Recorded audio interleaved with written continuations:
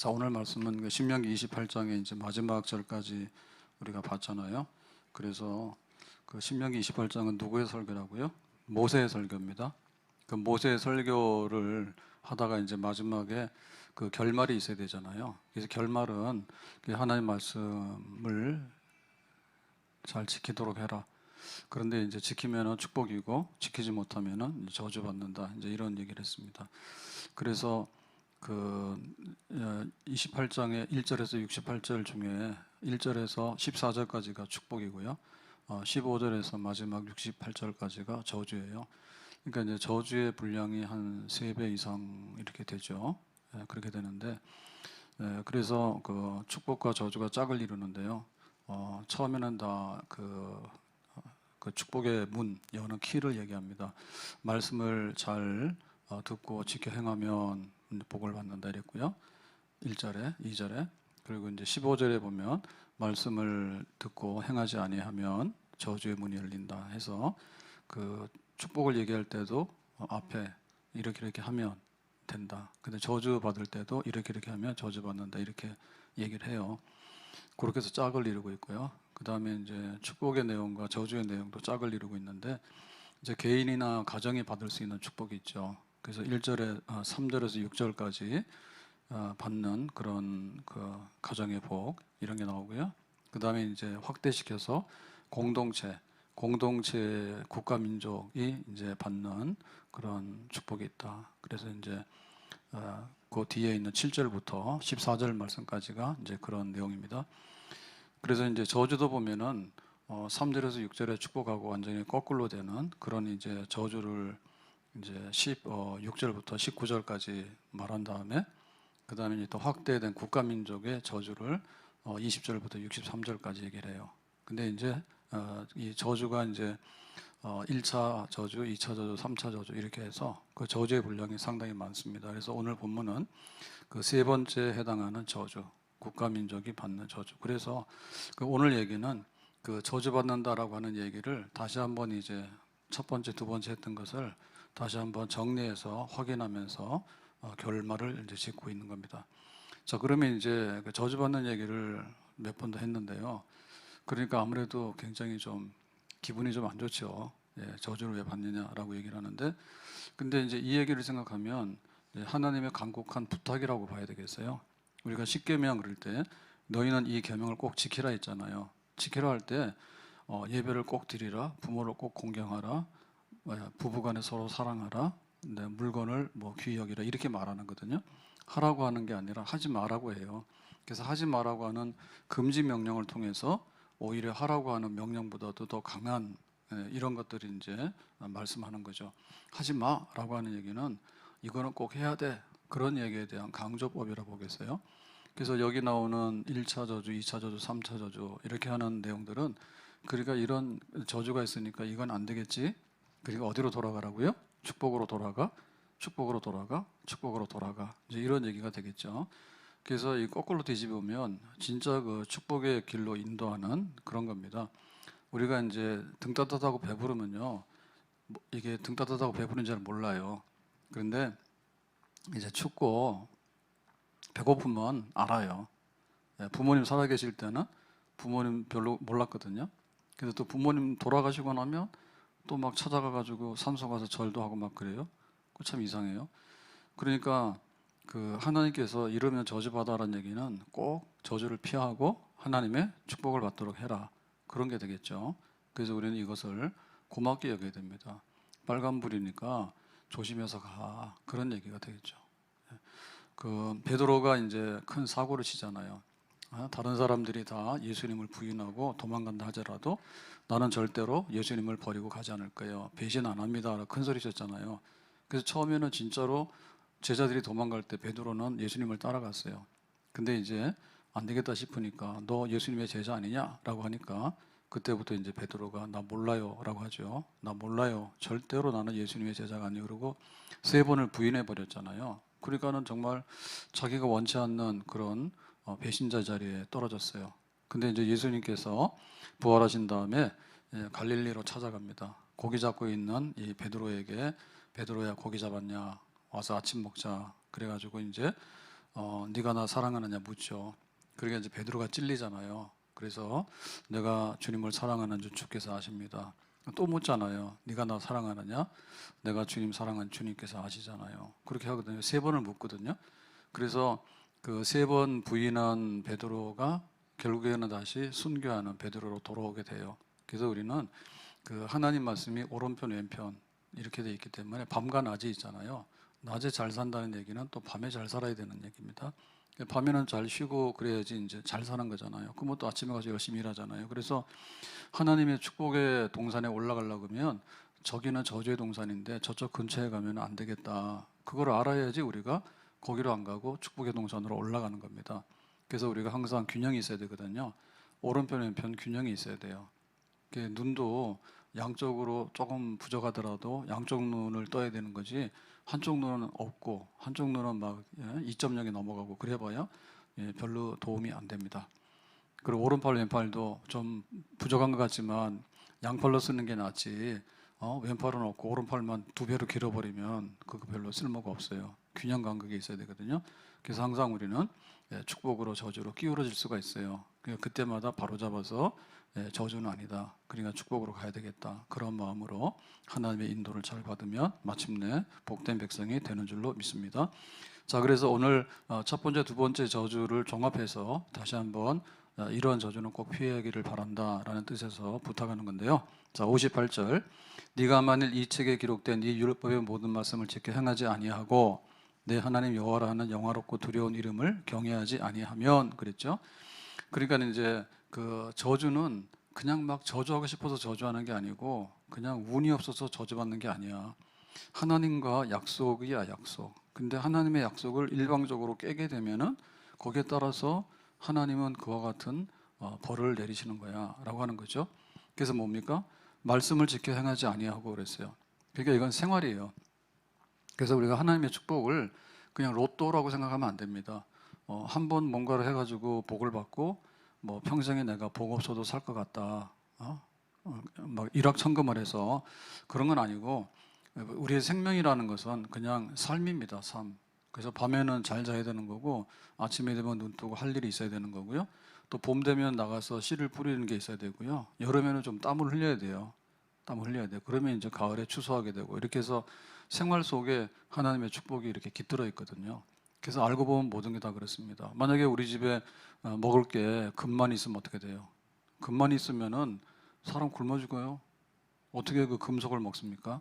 금은 귀금속으로서 보배의 가치가 있지만은 식용은 아니에요. 식용은 아닙니다. 그러니까 생활이에요, 생활. 모든 말씀을 지켜 행하고라고 했죠. 그래서 하나님 말씀은 어떻게 맺는가 하면 하나님과의 관계, 하나님은 어떤 분이니까 어떻게 섬기도록 해라. 그다음에 이제 이웃과의 관계. 우리가 사람이 살다 보면 가정은 어떻게 되겠고 옆집 사람하고는 어떻게 되겠고 우리 국가 나라에서는 우리가 어떻게 해야 되겠고 그리고 나 자신은 어떻게 해야 되겠고 이제 이런 게 이제 하나님 말씀인데 요거를 지켜서 행하는 겁니다. 그냥 하루하루 생활입니다. 그러니까는 축복이라고 하는 것은 뭔가를 가져와서 이게 복이다라고 하는 그런 것보다는 하루하루를 살아가면서 자연스러운 거예요. 이렇게 팔이 움직여지면 이게 축복입니다. 근데 이 팔이 안 움직여지고 거꾸로 가버리면 이거는 저주입니다. 그렇죠? 눈 뜨고서 세상을 보는 거는 축복입니다. 근데 눈이 감겨서 세상을 보지 못하면 저주받은 겁니다. 근데 눈 뜨고도 세상에 잘못된 것만 보는 사람 많아요. 어디 가서 뭐 훔칠 거 없나, 어디 가서 사기칠 거 없나, 이런 거는 잘못된 거거든요. 근데 눈이 없어도 정말 선하게 살 수 있는 그런 영적인 눈을 가진 사람은 또한 축복이고 행복이라고 보겠어요. 그래서 모든 말씀을 지켜 행하지 아니하며 이런 저주가 임한다. 자, 그 다음에 영화롭고 두려운 이름을 경외하지 아니하며 저주가 임한다라고 하니까 그래서 하나님의 말씀대로 살아가는 생활은 어디 가서 그것이 제일 꽃을 피우는가 하면 하나님을 경외하는 겁니다. 하나님 경외라고 하는 얘기는 하나님을 예배하는 겁니다. 그래서 하나님의 백성이 하나님의 백성답게 살아가는 데 있어서 제일 중요한 날은 주일인 거예요. 예배드리는 날이죠. 그래서 첫날이 예배의 날입니다. 그러면 이제 여섯 동안에 우리가 하나님 은혜로 이제 가서 살아가는 거죠. 그래서 항상 예배, 하나님이 제일이고 하나님이 제일 우선이고 하나님이 제일 크신 분이고 하나님이 제일 위대하신 분이다. 그래서 하나님이 중심이 되는 그런 삶을 살아가면서 구석구석에서 하나님의 말씀대로 살아가는 생활, 이거를 하면은 축복인데 저주는 이걸 안 하고 반대로 했기 때문에 너희들이 저주받는 거다라고 다시 한번 이렇게 종합해가지고 이렇게 해서 저주받는 거야. 그러니까 이거 우리가 맹목적으로 두려워할 필요가 없어요. 천둥 친다 해서 두려워할 필요가 없는 거예요. 뭐 세상에 안 좋은 일이 있다 해가지고 내가 두려워할 필요가 없는 거예요. 하나님과 나와의 관계예요. 예배가 온전한가? 하나님 말씀대로 내가 온전하게 살고 있는가? 그게 있으면 뭐 천둥 번개 치고 뒤집어져도 아무런 문제가 없습니다. 그런데 맑은 하늘에 있더라도 마른 하늘에도 벼락 떨어지면 재수없어서 죽어요. 그러니까는 하나님께 예배드리지 아니하고 말씀대로 살지 아니하면은 그렇게 되잖아요. 예, 그냥 뭐 접시에 빠져도 죽고 뒤로 넘어지면 목표가 벌어 죽고 그렇습니다. 자, 그래서 59절에 여호와께서 내 재앙과 내 자손의 재앙을 극렬하게 하시리니 그 재앙이 크고 오래고 그 질병이 중하고 오래일 것이라. 그래서 하나님의 이제 저주, 재앙이나 질병이 굉장히 극렬하고 크다는 거예요. 그러니까 우리가 이거를 만만하게 보면 안 돼요. 뭐 세상에 우환이 좀 있겠지, 뭐 재수가 없으면 그렇겠지, 뭐 이런 식으로 해서 가볍게 여기면 안 됩니다. 너무나 하나님의 재앙이 크기 때문에 우리는 거기 당할 수가 없다. 그래서 바로왕 같은 경우에도 자기가 이제 그 하나님의 10가지 재앙이 임하니까 처음에는 마음이 굳어서 허락을 하지 않죠. 이스라엘 백성들을 자유케 하라, 해방시켜라 안 하죠. 근데 나중 가서는 이제 자꾸만 이게 무서우니까 이제 가라 했다 가지 말아다 하잖아요. 근데 마지막에 가서 뭐 했어요? 장자 재앙이 임하게 되니까 집집마다가 전부 다 장자들이, 초태생들이 다 죽었어요. 그러니까는 뭐 이제 생명의 위협을 느끼게 되는 거죠. 그래서 너희들은 가라 이랬거든요. 그래서 하나님의 재앙은 버티면 버틸수록 손해인 거예요. 그래서 이거는 저주는 저자만 나와도 안 되겠다라고 생각을 해야 됩니다. 뭐 주일 한번 빠져보니까 별일 없던데, 뭐 2번 빠져보니까 별일 없던데, 이제 이렇게 하다가 한번 당합니다. 예, 그래서 우리가 슬금슬금 그냥 이렇게 구렁이 덤 넘어가듯이 이러한 막연한 생각은 하면 안 돼요. 굉장히 크다. 그 다음에 이제 오래일 것이라 그랬어요. 오래다는 얘기는 기간이 오랜 거예요. 그래서 이게 끝없는 겁니다. 그러니까 하나님 앞에 올바른 관계를 회복하는 것이 끝나는 거예요. 그런데 뭐 대충 지나가다 보면은 뭐 이렇게 좋은 날이 오지 않을까라고 하는 생각, 이런 막연한 생각도 잘못된 거다.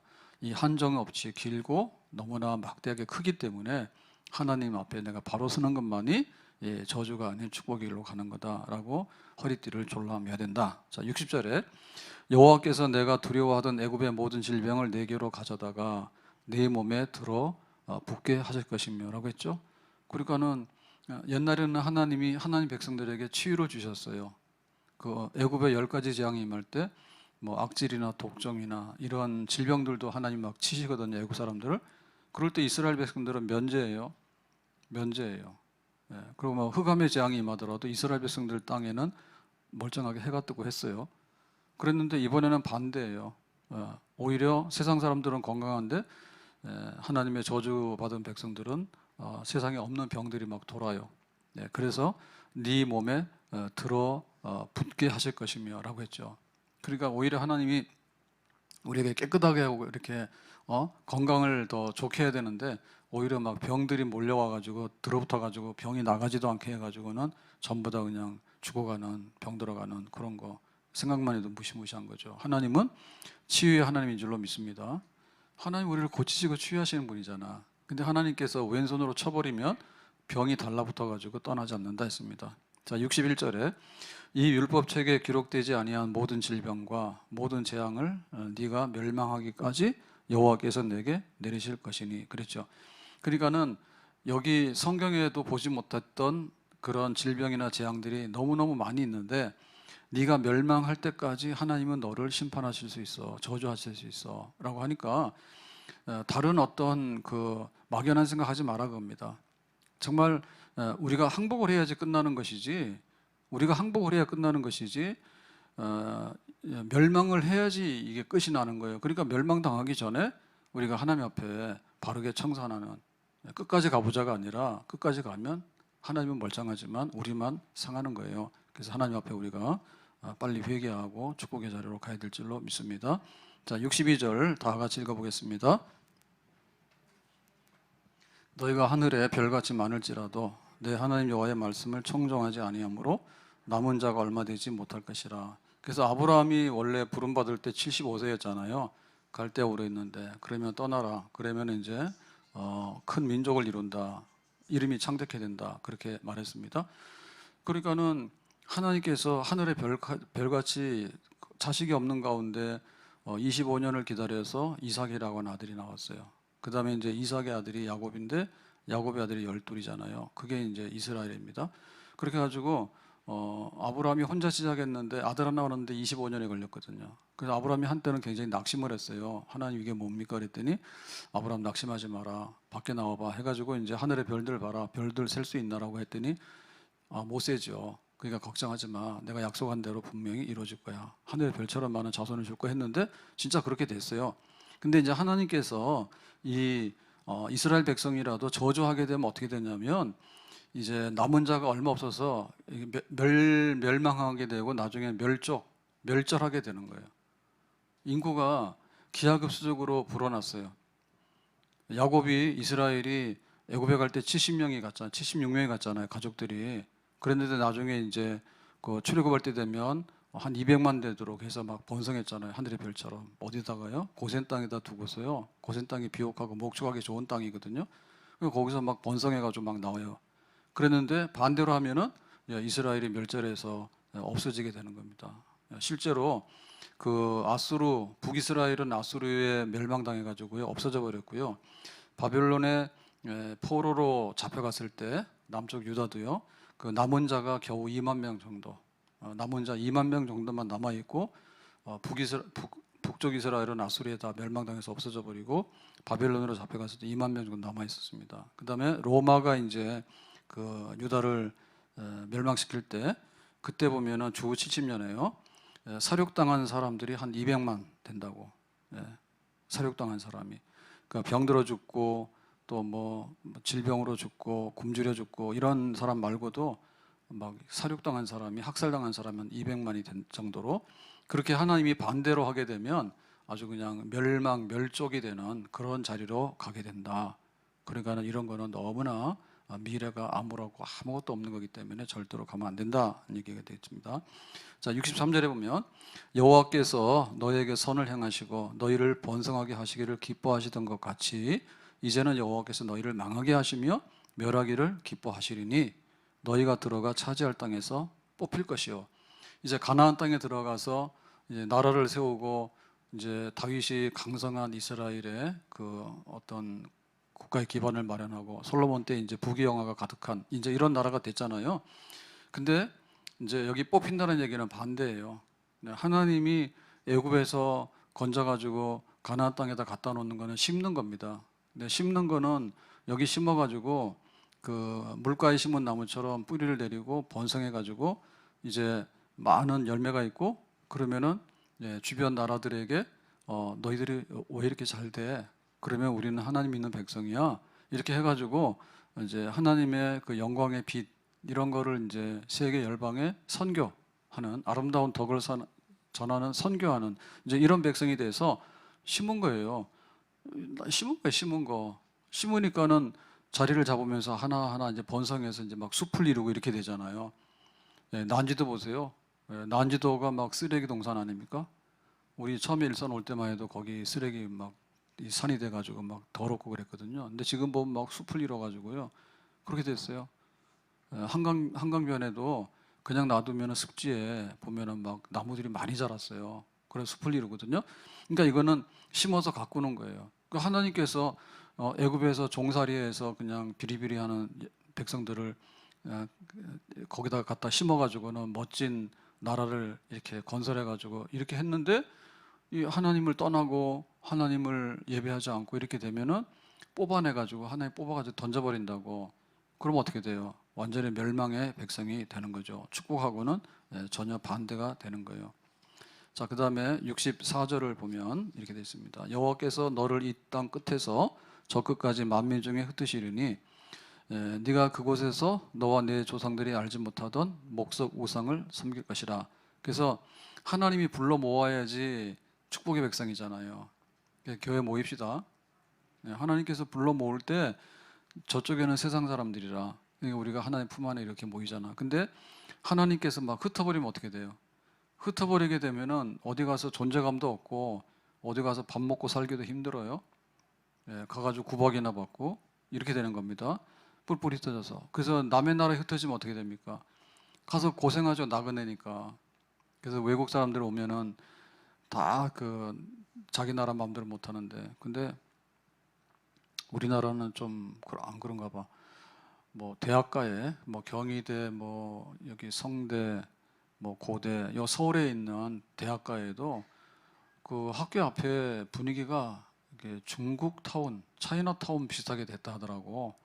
그래가지고 그 우리나라 학생들이 이렇게 거기 밥 먹으러 이렇게 들어갔는데, 이게 중국집은 중국집인데 완전 중국집 있죠. 그래서 음식 주문도 못 한대. 거기 직원도 중국 사람이고 이래가지고 야, 내가 중국에 왔나? 유학 왔나? 해가지고 막 나오고 이랬대. 그래가 인구가 많고 그러니까 중국 사람도 흩어져가지고 유학이라고 와서 몇천 명 되고 하다 보면 그 중국 유학생만 상대로 이렇게 음식점 하고 그런가 봐요. 그러면 우리가 배고파도 먹을 데가 없어. 중국 식당이 다 돼버려가지고. 제주도 가니까 진짜 싫더라고. 색깔도 빨갛잖아요. 중국 그거 색깔 대부분 다 빨간 거 쓰잖아요. 호텔 가도 빨간 거, 뭐도 빨고 토할 것 같아. 예, 시뻘건 거 말이에요. 예.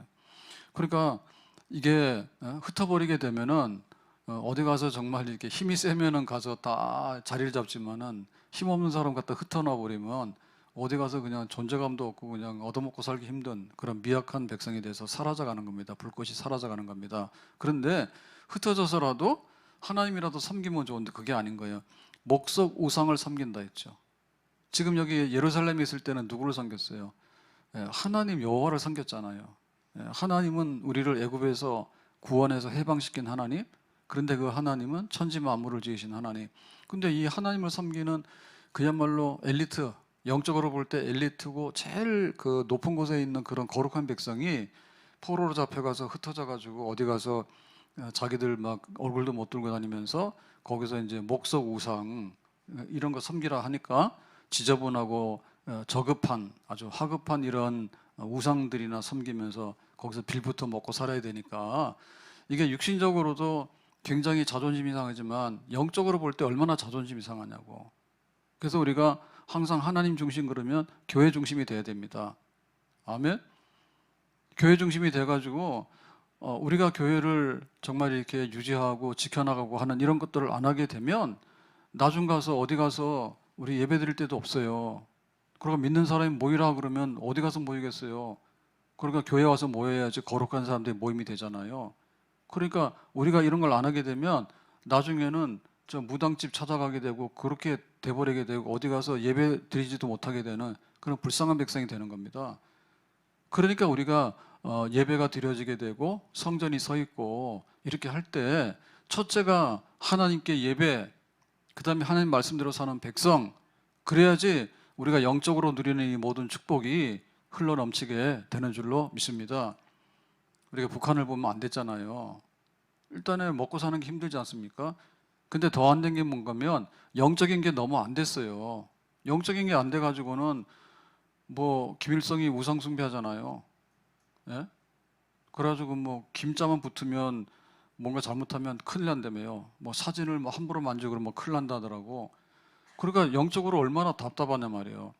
예, 하나님 앞에 예배하고 예배드리고 싶은데 그런데 막 가가지고 우상 숭배하는 데 가서 말이야. 주체사상 탑 그런 데 가서 하고 막 죽은 김일성이 시신 앞에 가서 막 절해야 되고 김정은이가 뭐라고 한마디 하면 그냥 예입니다. 김정은이 딸이 열 살이나 됐나? 12살인가? 그죠? 뚱뚱하긴 하지만 나이가 아주 몇 살 안 됩니다. 그런데 막 그 별단 별 하나 둘 셋 단 그런 북한에 그 막 그 군대 지도자들이 가서 막 그 딸한테도 막 고개 숙이고 막 구신구신 하더라고. 기가 막혀요. 그러니까 우리가 이렇게 당당하게 성전 출입하면서 예배드리고 하는 것은 정말 지극히 큰 복락입니다. 아멘. 그때 우리가 이걸 지켜야 됩니다. 하나님의 축복 지켜야 됩니다. 어디 가보면 여기 맥도날드 생겼어요. 맥도날드 생겼는데 이 맥도날드 먹을 생각하니까 좋은데 거기가 이 사거리 교차로인데요. 거기다 진출입을 해서 드라이브 스루까지 해놨더라고. 그거는 시에서 뭔가 잘못 준 것 같아요. 교통이 엄청 방해가 되고 위험해요.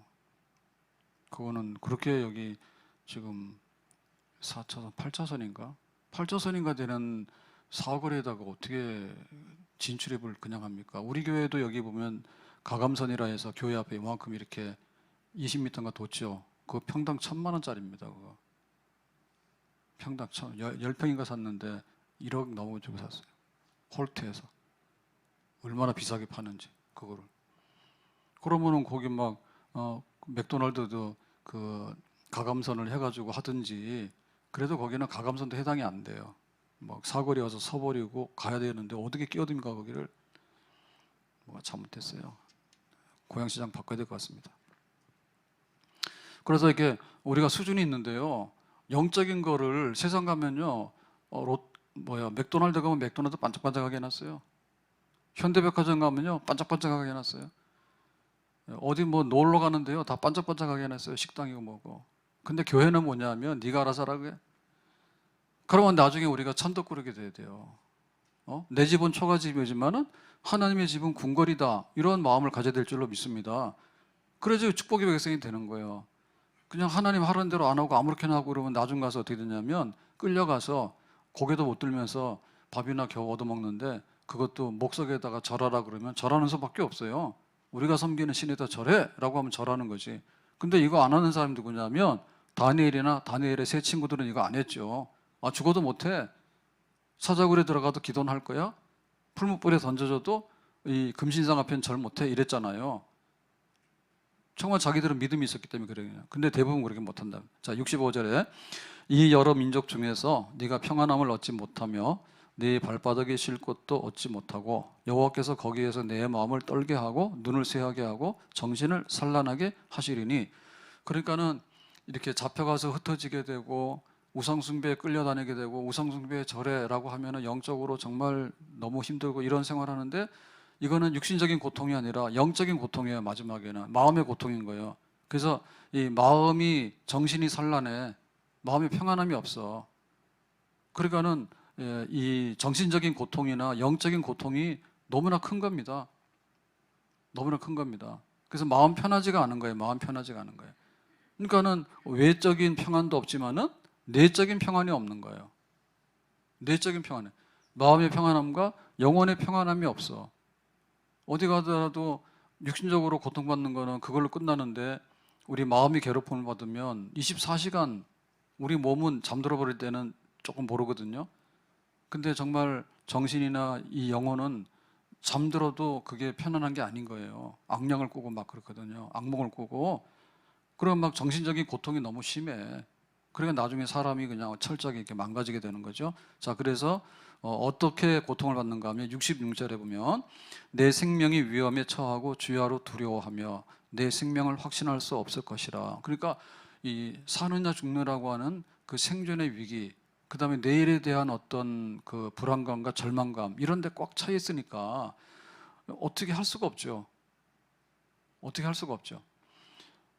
그래서 사형수들이 어려운 겁니다. 그 무기소하고 사형수하고 사실 우리나라는 사형을 집행을 하지 않기 때문에 거의 뭐 비슷하잖아요. 그런데 아직까지도 이제 판결은 사형은 내리거든요. 그러면 사형수는 뭐냐면 좀 낌새가 좀 이상하면요 불안해요. 근데 무기소는 일단 간에 죽진 않으니까 그런 불안은 없는 거예요. 그래서 이번에 사형 집행 안 하다 보니까 그 태도가 굉장히 불량하다 하더라고. 그래서 사형 집행할 수 있는 그 시설도 다 없앴나 봐요, 거의. 그리고 우리나라에서 사형 집행할 수 있는 데가 뭐 없어가지고 뭐 어디 서대문인가 여기다가 모았대요.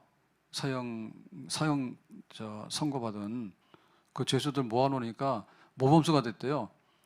딴 데는 사형 집행할 것도 없는 거예요. 근데 여기서는 할 수 있대요. 그래서 오늘 아침에 너 나와 그러면 자기 죽을지도 몰라. 그러니까 아주 얌전하게 모범수가 됐대. 막 거기서 막 행패 부리고 막 말 안 듣고 막 이랬는데, 그러니까 이게 이제 그 생명의 위협이라는 게, 그래서 유대인들이 히틀러 때문에 이제 막 학살당하고 막 그랬잖아요. 나치에 의해서. 그럴 때 그 죽음의 수용사라는 거가 참 그런 절망적인, 이거는 참 인간적으로 말할 수 없는 겁니다. 연기에 굴뚝에서 연기가 나 보면 그게 무슨 연기냐? 그거 소각하는 거예요. 예, 사람 가스실에 집어넣어 가지고는 시체를 태워서 소각하는 연기가 막 나오고 그런 거 하잖아요. 그러니까 그런 거를 보면서 어떻게 삽니까, 사람이? 내가 병도 나고 못 먹는 것도 있지만은 사는 것 자체가 막 구역질이 나는 거죠. 딱 두 가지라 하더라고. 그래도 그거를 잊어버리고 사는 사람이 있잖아요. 그런 사람들은 자살할 생각 안 한다 하더라고. 항상 죽음이 옆에 있기 때문에 더 강해지는 거야. 그래서 오늘 줄 세워가지고 야, 100명 중에 50명 좀 줄여라. 그러면은 줄 세워서 50명 가스실로 집어넣잖아요. 그러니까 대략 눈치채거든요. 그러니까 이제 이 삶에 대한 의욕이 강한 사람은 거기 판단하는 사람 있잖아요. 요 오른쪽 왼쪽 하는 사람 있잖아요. 그 아파 갔을 때 자기가 눈에다 힘을 빡 준다잖아. 눈에다 힘을 주고 얼굴에도 웃음을, 여유를. 요러면 요거는 좀 노동이라도 할 가치가 있다 싶어서 살리는 쪽으로 요렇게 하고 거기 가서 고개 푹 숙이고 이렇게 힘들어 보이면 여지없이 왼쪽이잖아. 그러니까 이게 정신적으로 그러나 극한 상황에 몰리게 되면 두 종류인데요. 그냥 그걸 못 견디니까 거기 가가지고 전기 철조망 이런 게 있는데 가서 그냥 딱 닿으면은 고압에 감전돼서 죽는 겁니다. 그래 죽는 사람 허다한 거예요. 죽는 거는 막 순식간에 죽어요. 오늘 불려 나와서 가스실에서 집어넣으면 막 죽고 오늘 일어나서 보면 연기가 올라가는데 옆에 있던 우리 가족 형제들인 거야. 그러면 사람 미치죠. 그래도 살아남는 사람 보면 그게 아닌 거예요. 내가 살아야 됐다간 삶의 의욕이나 이런 게 딱 있으면요. 힘을 딱 주고서 그 다음에 이렇게 다리도 허리도 굽히면 안 되거든요. 나 노동할 수 있다고 그죠. 그러니까 허리 딱 펴가지고 아주 그냥 힘 있는 것처럼 이렇게 하면은 그래도 그날 위기를 면한다고. 그러니까 이런 생사간에 이게 정말 생명줄이 끊어질까 말까. 그래서 성경의 표현 중에 보면은 상한 갈대를 꺾지 아니하시고 꺼져가는 심지를 끄지 아니하시고 예, 그런 순간순간이 있을 때 그게 저주예요, 저주. 이게 지금 꺼질까 말까, 이 갈대가 꺾어질까 말까라고 하는 이런 상태에 몰리는 것이 얼마나 어려운가. 그런 거를 겪어서는 안 되지 않느냐. 안 되죠. 사는 게 재미있고 여유가 있어야 되잖아요. 사는 게 즐겁고 생명력이 넘치고 막 힘이 있어야 되잖아요. 자, 그래서 그 고통을 67절에 보니까 이렇게 표현했습니다. 내 마음의 두려움과 눈이 보는 것으로 말미암아 아침에는 이르기를 저녁이 되었으면 좋겠다 할 것이요 저녁에는 이르기를 아침이 되었으면 좋겠다 하리라. 그죠? 요거 지금 그렇게 사시는 우리 성도들이 있는지 모르겠어. 아침에 눈 뜨면 왜 눈 뜨냐? 저녁이었으면 좋겠다. 힘드니까. 그 다음에 또 뭐예요? 저녁이 되면은 이 긴 밤을 내가 고통 속에 어떻게 지내냐? 아침이 됐으면 좋겠다. 이 병원에 가서 입원해 있고 할 때 보면 이런 거 좀 느끼죠, 그죠? 예? 오늘 아침이 됐어요.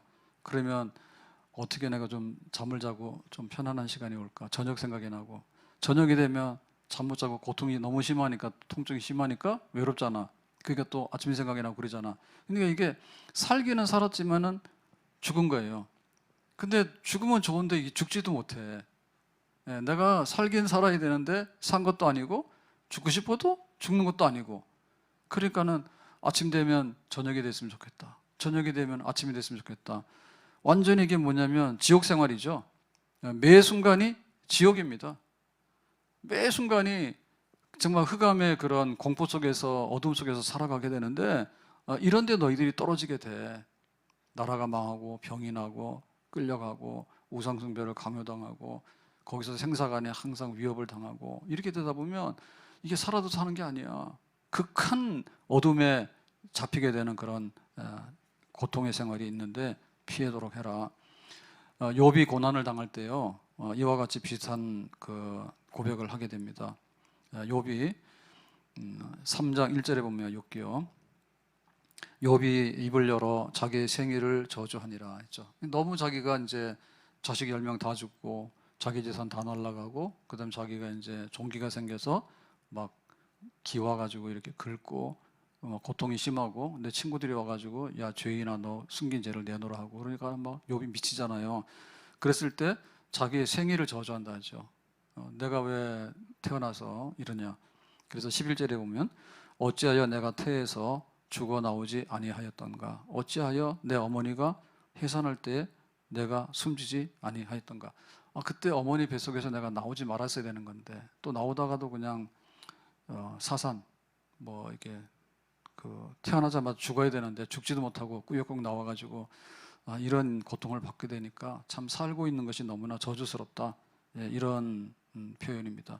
자, 3장 26절에 보면 나에게는 평안도 없고 안일도 없고 휴식도 없고 다만 불안만이 있구나라고 욥이 탄식해야 돼요. 욥이 그 고통의 시간들을 지내면서 정말 나에게는 조금이라도 편안한 게 없구나. 육체가 고통스럽고 또 친구들이 비난하는 이런 것도 마음에 고통스럽고, 그리고 하나님께서 어찌하여 나에게 이렇게 혹독하게 대하시는가, 하나님에 대한 그런 마음도 편치가 않고, 그래서 좌우 어디를 돌아보더라도 나에게는 위로가 되고 살만한 것이 보이지 않는구나, 그런 고백을 한 게 있거든요.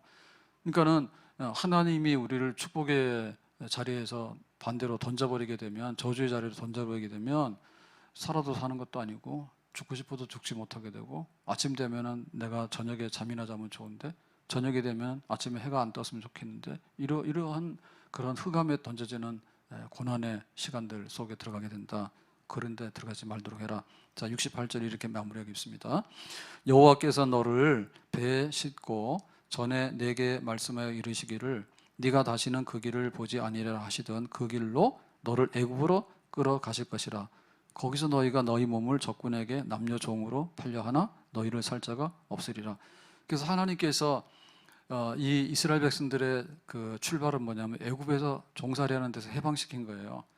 그러니까 그 모세가 내 백성 해방하라 해가지고 그 하나님이 모세의 지팡이를 통해서 그 기적을 행하시고 10가지 재앙을 내리시니까 애굽의 바로왕인들 나중에는 항복을 하잖아요.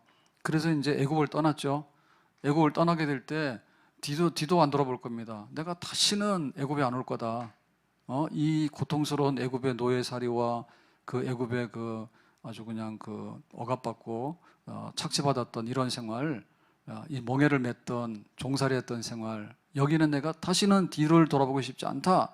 그래서 이제 출발해서 여기 가나안까지 와서 하나님이 세운 나라에서 복되게 지금 살고 있는 거예요. 근데 우상 숭배하고 하나님 말씀대로 살지 아니하게 되면 너희들 결국에는 애굽으로 끌어가실 것이다. 다시 애굽으로 끌어가신대. 우리가 하나님 섬기다가 뒤돌아서서 배교하게 되잖아요. 하나님이고 뭐고 없어, 천국이 뭐고 없어 라고 하게 되면 다시 옛날로 돌아가게 되는 거예요. 돌아가게 되는 거예요. 개가 토한 자리에 돌아가듯이 하나님의 저주를 받게 되면 하나님께서 여기까지 온 모든 것에 대해서 전부 다 되돌려서 그냥 가서는 안 되는 길로 또 가게 되는 겁니다. 귀신이 나가잖아요. 귀신 나갔는데 거기 더럽고 그 지키지 않으면은 나갔던 귀신이 돌아다니다가 어디 들어갈 데가 없는데 내가 살던 집이 비어있네? 청소도 잘 돼 있네? 너가 여기 살던 데 익숙하던 데인데 차지해버리게 되는 거지. 그러니까 우리의 마음을 지켜내고 우리의 영혼을 지켜내는 것을 하지 못하게 되면 처음보다 또 나중에 더 악하다니까. 그래서 믿다가 세상으로 뛰어나간 사람도 있잖아요. 그런 사람들 보면요, 교회에 대해서 더 반감이 심하고 더 하나님에 대한 이런 멸시가 심해요. 뭐 교회 가봐도 별거 없다 막 이럽니다. 자기가 그런 말할 주제가 아니죠. 근데 교회 다 한다 그거예요. 내가 하나님 한 1년 믿어봤는데 별거 없더라 막 그래요. 이런 사람들이 더 악하게 된 거예요.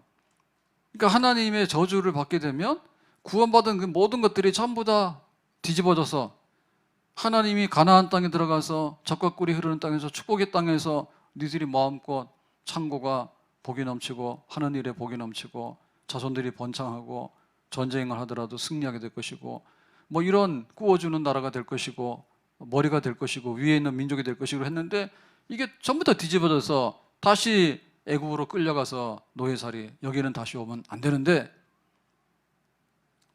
뭐 여자들은 옛날에 어려우면 시집살이라 그러는데 시집살이 생각하면 시집살이 할 때 어떤 생각 납니까? 예? 내가 시어머니 되면 다시는 내가 시집살이 안 시켜야지 그랬는데 시어머니 되고 나니까 또 시집살이 시키더라고. 시댁에 시자도 싫다며요. 힘들 때는. 그 남자들은 군대를 가면 힘들다 하잖아요. 그래서 논산 가가지고 막 힘들고 그러면은 내가 논산 쪽을 바라보고 오줌도 안 산다 그랬다는데.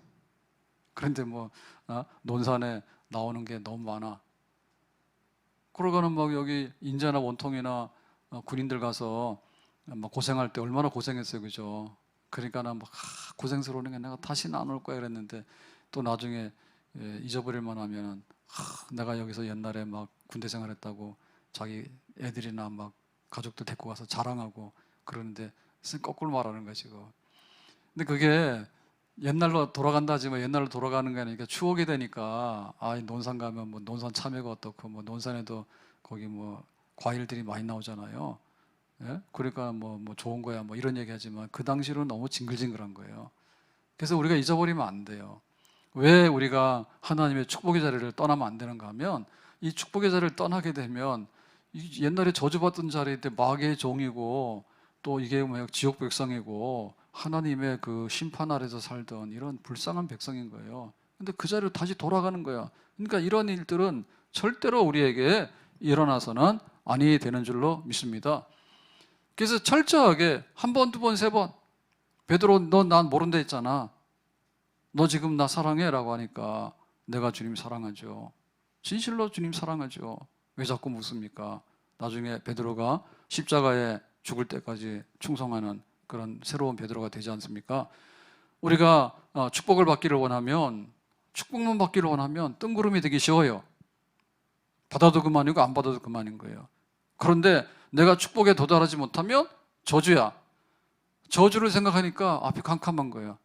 그러니까 내가 이거 하느니 차라리 하나님께 예배드리고 하나님 말씀대로 하나하나 살겠다. 그런 마음이 생기면 그 사람은 진짜 깨닫고 복받는 사람이 될 수 있는 줄로 믿습니다.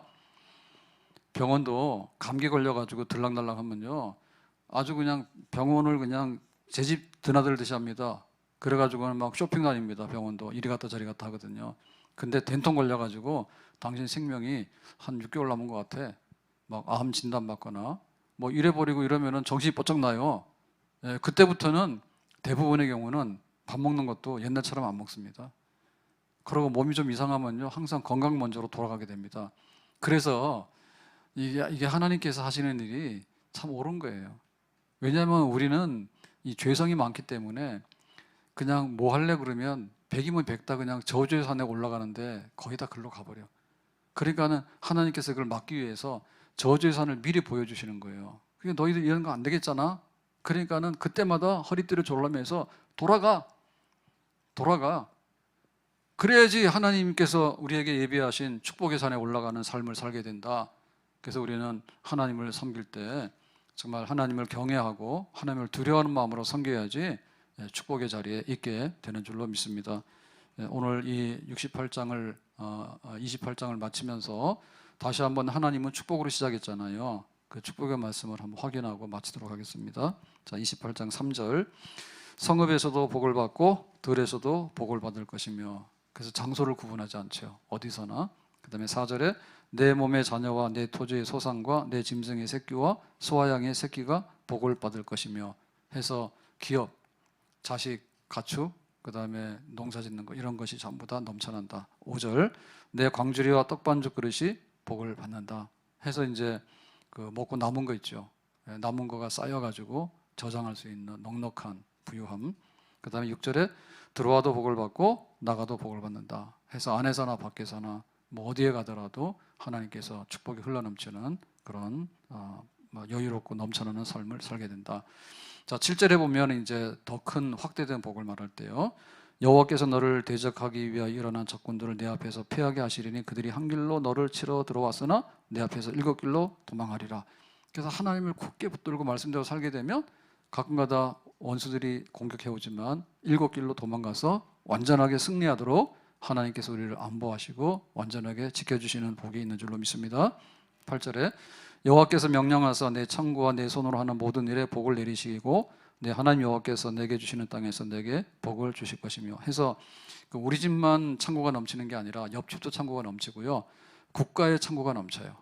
그래가지고 이 시대가 이렇게 창고가 넘치고 복이 넘치기 때문에 그야말로 여유 있게 여유 있게 모든 사람들이 골고루 살아가는 그런 복지의 삶을 살게 된다. 9절에 여호와께서 내게 맹세하신 대로 너를 세워 자기의 성민이 되게 하시리니, 성민, 구별된 거룩한 선택받은 백성이 되게 하는데, 이는 내가 내 하나님 여호와의 명령을 지켜 그 길로 행할 것임이니라. 그래서 하나님의 말씀대로 살아가는 특별한 이런 거룩한 백성으로서 우리를 세워주시는, 그러니까 100개 중에서 가장 거룩한 삶을 사는 나라로 선택받은 그런 축복의 나라가 된다. 10절에 땅의 모든 백성이 여호와의 이름이 너를 위하여 불리는 것을 보고 너를 두려워하리라 해서, 거룩한 백성이 되게 되면 너희들을 저주하면 하나님이 그들을 저주하고, 너희들을 축복하면 하나님이 그들을 축복한다 해서 하나님과 우리 사이에는 그런 그 보호, 축복의 동맹이 있는 거죠. 그러니까 손못대는, 적들이 손못대는 거룩한 보호받는 백성이다. 11절에 여호와께서 내게 주리라고 내 조상들에게 맹세하신 땅에서 내게 복을 주사 내 몸의 소생과 가축의 새끼와 토지의 소산을 많게 하시며, 그렇죠? 그래서 다시 한번 그 산업이 풍성하게 되는데, 국가 단위의 농업, 목축, 그 다음에 자손들 번성, 인구가 번성하는 축복의 나라.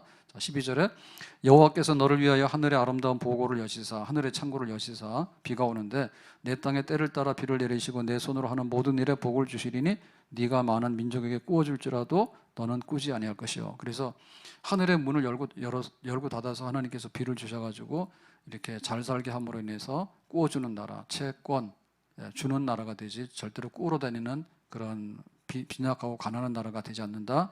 자, 13절에 여호와께서 너를 머리가 되고 꼬리가 되지 않게 하시며 위에만 있고 아래에 있지 않게 하시리니 오직 너는 내가 오늘 내게 명령하는 내 하나님 여호와의 말씀을 듣고 지켜 행하며. 그래서 위에 있고 머리가 된다는 얘기는 존귀와 영광과 정말 이렇게 그 명예가 있는 그런 백성으로 살게 된다라고 했죠. 그래서 말씀을 듣고 지켜 행하면이라 했어요. 그러니까 우리가 이거를 선명하게 봐야 돼. 죽도 아니고 밥도 아니고 그러면 아무것도 아닌 거예요. 하나님의 축복이 선명하고, 또 여기 15절부터 쭉 말하는 하나님의 저주가 선명해야 돼. 그래서 이거를 대충 해서 아무거나 막 뒤섞여 가지고 내 마음대로 한다든지 이렇게 해서 하면 안 되겠다.